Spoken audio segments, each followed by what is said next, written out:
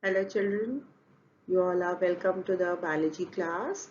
Just to recap what we have done in the previous class, we have done the different types of nutrition which is based on the mode of acquiring the food. So broadly we divide the nutrition into two types. One is the autotrophic, another one is the heterotrophic. And autotrophic means who are able to make their own food, and in this we generally keep the plants. We have studied the process of photosynthesis, and we have to understand it more deeply. We have studied the different types of cells present in the leaves. Then we have studied that how the chlorophyll traps the sunlight and converts the inorganic components into an organic component of glucose, and that glucose stores inside the plant's part in the form of starch. So today, and we have also done an activity to prove that sunlight is essential for the photosynthesis process. Today we will begin with another activity that will show you that how carbon dioxide is essential for photosynthesis. Without carbon dioxide, the photosynthesis is not possible. So there are a few steps which is needed for the photosynthesis process. Okay. So the aim of the activity is to show the carbon dioxide is necessary for the photosynthesis. What we have to take? We will take two potted plants. Okay. And take preferably of the same size. And then you will keep both of them in dark for 3 days. So in the dark room where the sunlight is not able to reach, we will keep for 3 days. And why we have done this? Because whatever starch which was stored inside the plant part was used up. Then we will separate these two plants, and we will keep the plants on a separate glass plate. Glass plates we will keep it. The picture is given in your textbook. You will just pay attention. You will see what is the meaning of a glass plate. Just a glass plate, and on that you will keep the pot. Okay. Now, in one of the glass plate, along with the pot, you have to keep a watch glass. I think children, you all are aware of the watch glass I have shown you in the lab. It's just a glass small version of plate that is called as a watch glass. In that we will put some potassium hydroxide. We will use potassium hydroxide, either powder or the solution we will take, and we will keep on the glass plate of one plant, not in the another plant. Okay. Now, what is the role of this potassium hydroxide? What is the purpose of this? The potassium hydroxide has an ability to absorb whatever carbon dioxide is present around its surrounding. So it will absorb it. Now, after keeping the potassium hydroxide on along with one plant, we will cover both the plants with a bell jar, just like a cover, and seal the bottom with the Vaseline so that the air should not go out and the air should not come inside also. We will keep that plant, both the next one, we will keep the plants in sunlight for 3 hours, and then take the leaf. After keeping, then we'll open the bell jar and we will pluck one leaf from both the plants, okay, for the testing of starch. You will see that the leaf of that plant which was kept with the potassium hydroxide, there is no starch presence, but the other one shows the presence of starch. Why? Because the potassium hydroxide absorbed whatever carbon dioxide was present inside the bell jar was absorbed. So the plant was deprived of the carbon dioxide, and the other one was having the carbon dioxide because plants are continuously breathing also. They are taking in oxygen and releasing carbon dioxide, and when the sunlight is available to it, so it is doing the photosynthesis, so carbon dioxide is also produced. So the other one is able to do the photosynthesis. But here, because of unavailability of carbon dioxide, the plant is unable to make the food. So this proves that the carbon dioxide is also an essential component of the photosynthesis. Along with these two, like sunlight, carbon dioxide, plants also need other things also for its sustenance and maintenance, like water. Water they absorb from the soil, okay? But they also need other minerals like nitrogen. Nitrogen is very, very essential for the plant's growth because protein synthesis has to be done in the plants. Protein helps in the formation of the genetic material. Protein helps in the formation of hormones. Protein also helps in the formation of enzymes, different enzymes which is functioning inside the plant for the different purposes. All are made up of proteins. Okay. So how do the nitrogen received by the plant? You all know that the atmospheric nitrogen is absorbed by the nitrogen fixing bacteria and they give it in the form of organic form, that is ammonia. Ammonia is then broken down, but generally the plants get the inorganic form of the nitrogen, that is nitrates and nitrites, and you people have studied this nitrogen cycle in the previous class, so you know very well. Okay. Now we go to the heterotrophic nutrition. Heterotrophic nutrition means about the animals, fungus. Okay, in this we will include the unicellular as well as the multicellular animals. Okay, so you know that the different type of animals are available around us. Each one of the animal has the different way of acquiring the food. They have the different way of digesting, absorbing the food, and the type of food they gather that also different from each other. Okay, like a cattle eats the stationary grass, but a lion eats a mobile deer. Okay, so according to these requirements, their body is also made up of that particular type of systems. Okay, now when we start with the unicellular organism, let's take the amoeba. The first one is the amoeba. Amoeba is a unicellular, and one more thing, sorry. Some of the animals, they first break down the food outside their body and then they absorb. Some of them, they engulf the food, then they digest it, break down it, and then they absorb the nutrients from it. So first one, amoeba or paramecium, they take like what, how do they do? When the food particle is visible to them, they start enlarging their one of the two of the you can say projections, and these projections develop into false feet type of thing that is called as pseudopodia.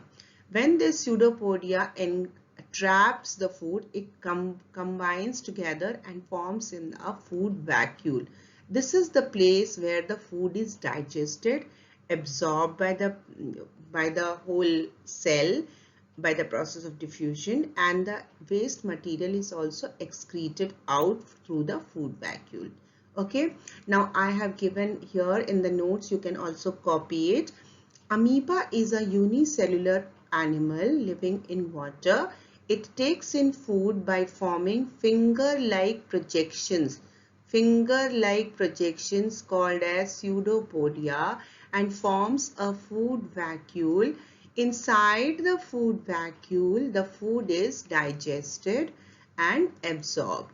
The undigested food is then sent out through the surface of the cell. So this is the way the food is absorbed, engulfed, digested, absorbed, and waste is excreted. This is an important question for the board. You can see if it is asked to you that show your explain the diagrammatic explanation of amoeba gathering the food.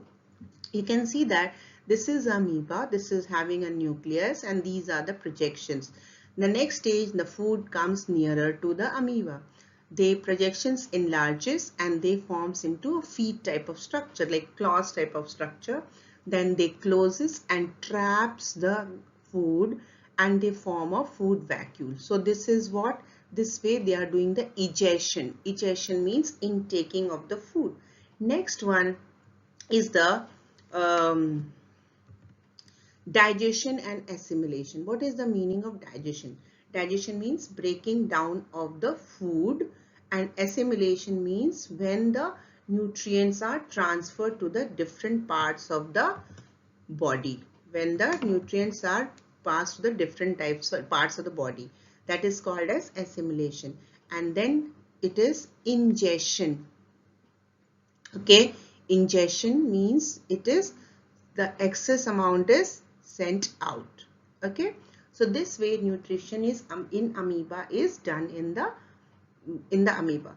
Similarly, paramecium is another unicellular organism. So what happens, there is a point in the body of paramecium, there the food is, that is the point where the food is engulfed and the food is trapped with the help of the cilia present on the surface of the paramecium. When we are talking about those animals who do the ingestion of the food, then there are different types of organs present in the body for the digestion, assimilation, and then egestion also. So that is also called as, so in that type of animals, they are more advanced, or you can say that they are more complex body. So in that we include human beings. So the next topic to discuss is the nutrition in the human beings. Now, you have seen this digestive system in the lower classes, but here not only the organs, we will also include the enzymes and its role in the digestion process.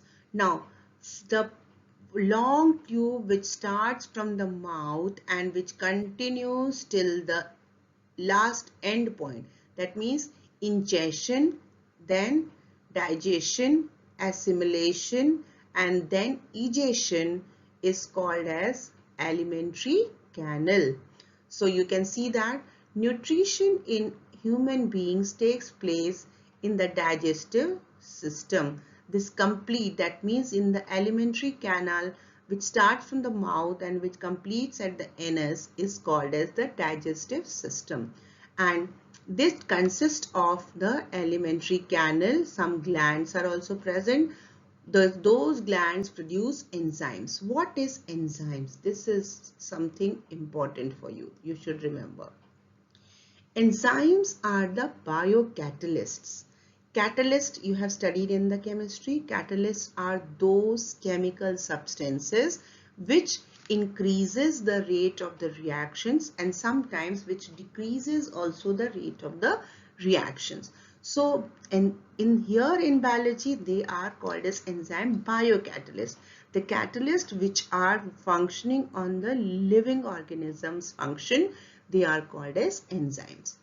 And these glands and the production of the glands enzymes helps to break down the food into simpler molecules so that the complex food cannot be absorbed. Now you have studied in the lower classes, like carbohydrates. Carbohydrates is a complex substance. Okay, it has to be broken down into simple sugars. Okay, so that sugar is the simplest form. So carbohydrate, the rice, when you eat up, you eat starch. The starch has to be broken down into simpler components like sugar. Then only that sugar will be absorbed by our body and it will be utilized. So in the human being digestive system, the digestion means the breakdown of the food is done into simpler form with the help of the different organs of the digestive system, different enzymes of the digestive system. Now, the main organs of the digestive system of the human are mouth. First one is mouth, esophagus, then stomach, then small intestine, then large intestine, and the anus. and there are some glands called as salivary glands, gastric glands, liver, pancreas, and some intestinal glands. Intestinal means in the intestine. Now, the diagram will be very clear. This is given to you and I will tell you one by one. First, you all have to draw the diagram of this digestive system of the human. Okay, this is the colored one and this is the just outline. Both of it is simpler. In this, some glands are also, the glands are shown basically. In this, everything is shown. So after the completion of this video, you all are supposed to draw this diagram in your notebook, so that, because it is very important diagram for your board, and sometimes only part of the diagram is also asked in the board exam. Now this, everybody knows, this is your mouth area. Okay, and you know that there are two passages in our face. One is the nasal passage, one is the oral passage. And the mouth portion, when it opens, inside the mouth, the space is called as buccal cavity. What it is called? Buccal cavity. B U C C A L. Buccal cavity. Inside the buccal cavity, what all are present? The tongue is present. The glands, salivary glands. You can see below the lower palate, below your tongue, there is one salivary gland is present. Salivary glands are present in the upper one also. And there are one pair in the below palate and one pair on the upper palate. Okay. And one is just the back of it. You can see that. These are the salivary glands. The glands which produces saliva. Saliva, you know, which is produced inside your mouth, the liquid which is present inside your mouth. Okay, so these, when first we take the food in the mouth, the tongue helps to shift the food towards the teeth. We will discuss the teeth also. First, let me tell you a brief of the mouth.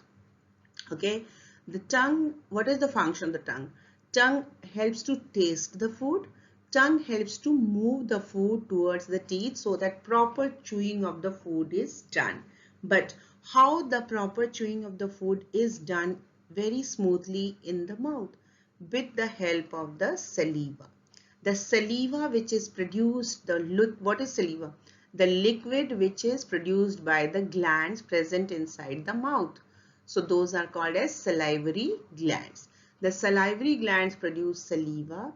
What is the function of the saliva? The saliva liquefies the food, makes the food smooth so that it can move inside our mouth easily. It makes the food soft. This is one physical function. But the second function is the saliva has an enzyme that is called as salivary amylase. What is it? Salivary amylase. I will give you the notes of this, but first you listen to me. Salivary amylase has a special function. It breaks down the starch into sugar. What is the role of the salivary amylase? It breaks down the starch into sugar. Here there is one experiment to show that whether the salivary amylase is able to convert the starch into sugar. What we do, we take a test tube, we add some starchy food, like suppose we take the cooked rice into it, or you take the starch solution in the lab, and we take two test tube with that starch solution. In one of the starch solution, we add few drops of our saliva. Okay, you will, and in the previous class you have studied that to test the presence of starch, we add iodine. Iodine turns the starch into blue-black. But the test tube which will have the saliva, it will have the amylase enzyme. What will it do? It will break down the starch into simple sugars. That sugar will not show the, when that test tube will have the iodine into it, the blue-black color will not be visible. So that will show that the amylase has already acted on the starch solution and it has converted into sugar. So this process is done in the mouth, in the buccal cavity. Okay, the point where the nasal and the mouth cavity joins, that particular portion is called as the pharynx. Okay, and here in the throat, this is called as pharynx, and then here there is a flap type structure that is called as this one, epiglottis. Epiglottis, that is, epiglottis means it's a cartilaginous flap that covers the, that is present over the windpipe. Okay, now what happens here, the windpipe and the food pipe all goes very parallel to each other. So this epiglottis covers the windpipe. What happens when we chew the food in the mouth and when we gulp it, through this portion the food pipe goes into the, sorry, through this opening the food goes into the food pipe. And if we talk, what happens? The epiglottis moves up and down. So there is a chances of the food going instead of the food pipe may go into the windpipe, and that will choke the windpipe and we will be unable to breathe and it will be fatal. So today I will finish off till here only in the, what is the process of food digestion in the mouth. In the mouth, the food is chewed with the help of the teeth. And what helps? The tongue helps to move the food towards the teeth for the proper chewing of the food. And to chew the food, the salivary glands produces saliva to make it more soft, make it more chewable. And along with the chewable ability, it also gives an enzyme that is called as salivary amylase, which helps to convert the starch present in the food into sugar. So what is mainly digested in the mouth? The starch. What is the function done in the mouth? Chewing is done. That means little breakdown of the food is done and the starch is converted into sugar. So that much for today. Everybody will draw the diagram and write down the notes. Thank you, children.